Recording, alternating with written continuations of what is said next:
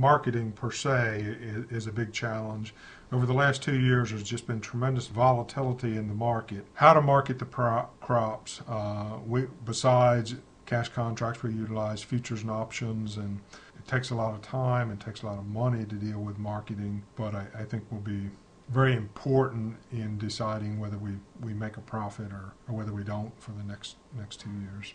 There's a lot of rewards for it for me. For after I left the farm and got away from it for a while, I came back and absolutely love what I do. I love that I'm out there doing something for myself. I worked in the corporate world for 8 years where you're always working for somebody else. And farming, it's all for me. I appreciate I can go out there and do it. At the end of the year, I reap what I sowed. I mean, I get to take advantage of that. I love that I have my kids around. I may put in a lot of hours, but when they come home from school, if I'm out hauling corn or picking or planting, they can come out and ride in the tractor with me or ride in the truck, and I'm not necessarily separated from them, even though I'm working. I love just being able to finish a field and look out over what you've accomplished. Probably through most of my life, I haven't really appreciated farming as much as I could.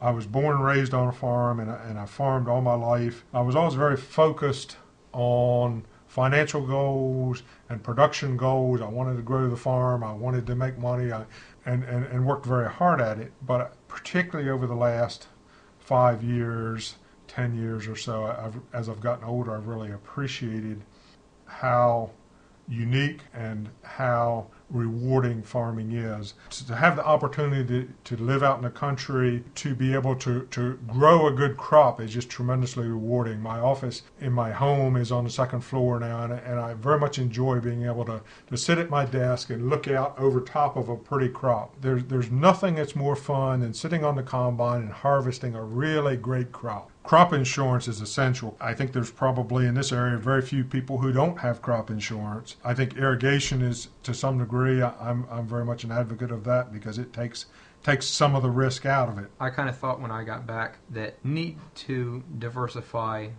even on the farm where we get income from. We started out with selling some food grade beans and diversified into grapes, a crop that is completely different than corn and soybeans. In drought years, really dry, grapes do their best. When your other crop's having a bad year, you've still got something else, and whether that's, I think extension is very important in looking for advice, and not just your county agent. When we looked at diversifying into grapes, University of Maryland has somebody just dedicated to grape growing for the state of Maryland, and we talked to him, we brought him out to the farm, ran everything through him before we planted a single grape, went to a lot of the workshops he did, and was certainly an invaluable resource. In today's world, with the internet, you have access not just to what the county agent has, but across the country, around the world, anything that's available from the research system. The only disaster we should have had crop insurance. We had neither crop insurance nor irrigation at that time, and I lost more money than I thought I was capable of losing farming in 1 year.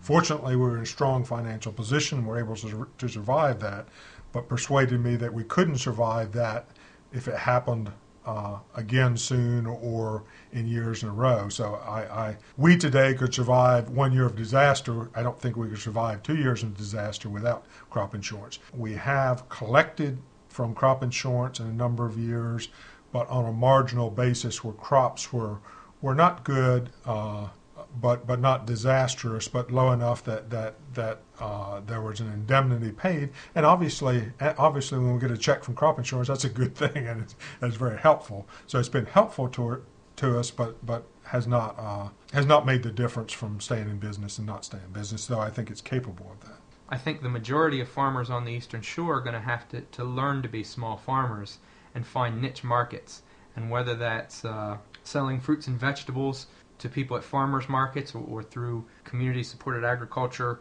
co-ops or organizations, whether that's growing some kind of specialty crops. I think the Eastern Shore and all of Maryland's going to have to take advantage of the big urban population and find things that they can grow that population wants in a fresh, timely manner. I think the trend in Maryland as far as grain farming is the same as the trend in the Midwest is to a few large, big farms, very large people. We have the technology, we have the machinery for people, for farmers to be able to till an awful lot of land. And that's going to be the most economical way to do it. So I think the land in grain farming is probably going to stay the same or not shrink a lot. It can't grow because we certainly don't have any more land. People who aren't able to accumulate the acres necessary are either going to have to farm part-time or find ways to produce a lot more income from limited acres. And I think in that sense, we in Maryland have an advantage being this close to urban areas. We have a lot of markets for a lot of different crops, a lot of different endeavors, whether they be new crops or whether they be agritourism, that we can utilize to be able to stay in farming and continue to be profitable.